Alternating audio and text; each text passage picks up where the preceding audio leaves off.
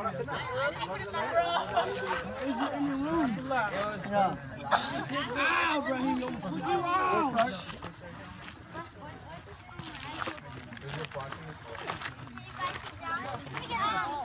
Abdurrahman?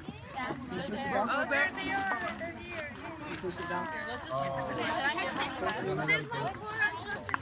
Inshallah, you'll get some more later. Alright guys, inshallah we're gonna share voice. Hisham, please give me your attention. Inshallah we're gonna share stories. It's not just gonna be me. It's open to everybody. The first story inshallah I would like to share is the story of Imam Bukhari. You guys all know Imam Bukhari? You've heard of his name? Yes. Who's heard of his name? Please raise your hand. Imam Bukhari.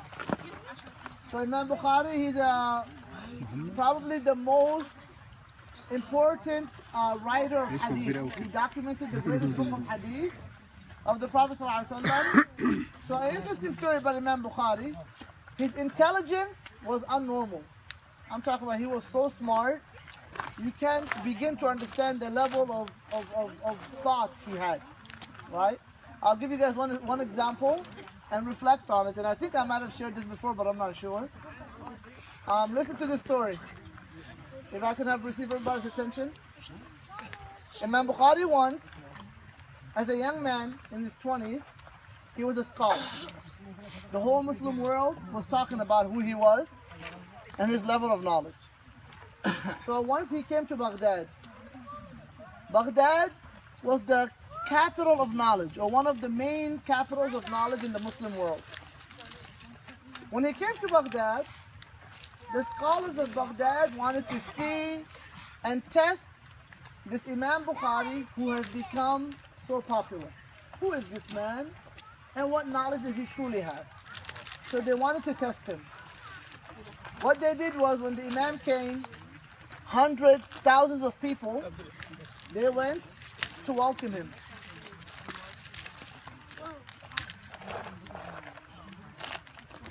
Inshallah, inshallah, everybody, just give me silence, inshallah, while I speak and your attention. And we will pay the same respect back to everyone, inshallah ta'ala, who speaks. So we said Imam Bukhari, he came to Baghdad, and he was known as being one of the greatest scholars in the world. And the scholars of Baghdad haven't met him yet, so they wanted to really test his level of knowledge.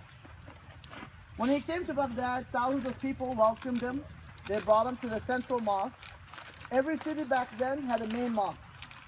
There was the mosque where the emir or the governor of the city, he would lead the prayer there on Friday. So they welcomed him to the biggest mosque in the city. Thousands of people gathered. 10 scholars decided to test Imam Bukhari. What was the test? The test was, one scholar would get up, would say, Imam Bukhari, you're a scholar of hadith. He would say, yes, I've memorized over 100,000 hadith as a teenager. He memorized over 100,000 hadith as a teenager. So they wanted to test him. They said, Imam, we're going to give you 10 hadith. Tell us if you've ever heard of it. So the first guy got up. He said, I have this hadith. It is narrated by so-and-so and so-and-so and so-and-so that the Prophet ﷺ said this. Imam Bukhari said, I do not know that hadith. The reason he said, I don't know the hadith, he said, the names you are mentioning and the hadith you're bringing, I've never heard of those names and that hadith together. I've never heard of that. I don't know that hadith. So he mentioned a third and a fourth and all the way to 10 hadith, and every single hadith Imam Bukhari said, I do not know. I've never heard of any of these ahadith. And then the next scholar, the second guy got up and he told him, Imam, I have this hadith and it was narrated by, let's say, I'm going to use some of our guys here, Abu Bakr and from Aslan, from Hisham. That the Prophet ﷺ said, and he gave him 10 hadith. Imam Bukhari said, I've never heard this hadith.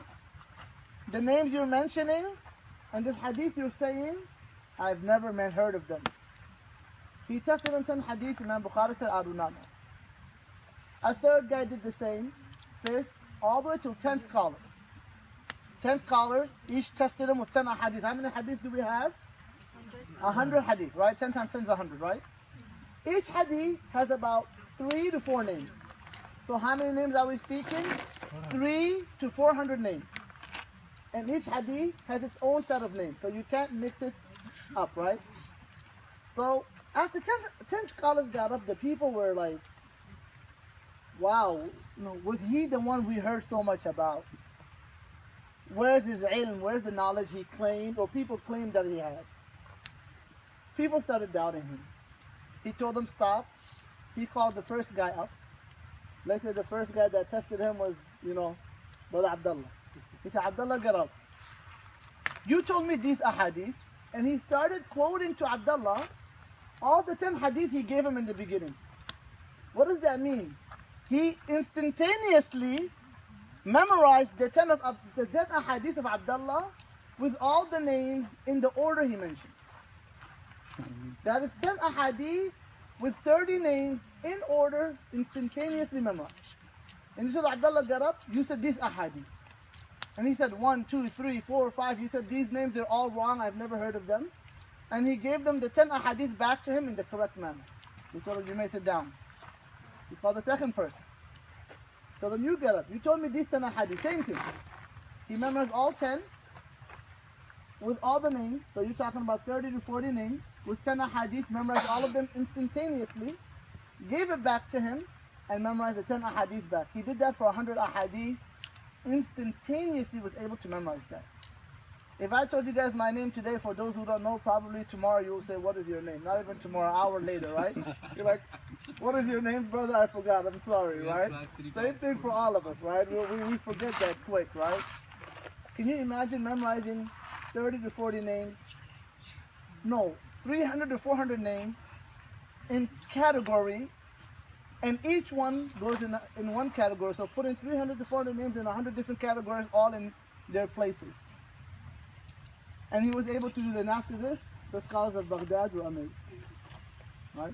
So this is one of the most amazing stories that I am amazed by. And the reason I share this, if it wasn't for imams like Imam Bukhari and these gifted scholars, our religion of Islam would have become like that of Christianity and Judaism. It would have been just like that. And now the reason why, they today have a faith, but they have no way to verify that faith. They have a faith, yes, but can they verify it? No. Who said Jesus said that? We don't know. That's what the Bible says. How can you confirm? They don't know. It's blind faith. It's faith they can't verify. But for Islam, the Prophet ﷺ said a hadith. Somebody says, gets them in the masjid, he says, the Prophet ﷺ said, you can easily tell them, where do you get the hadith from? How do you know the Prophet ﷺ said it? And has it been confirmed to be the Prophet ﷺ actually said it? Through that, Islam was kept pure and away from corruption and misleading and deviance. May Allah give us understanding and guidance. Jazakumullah khair. Inshallah, if someone can get up and share, one of our sisters or brothers and even one of the younger guys. Killer stories? Any story, just something positive, nothing negative.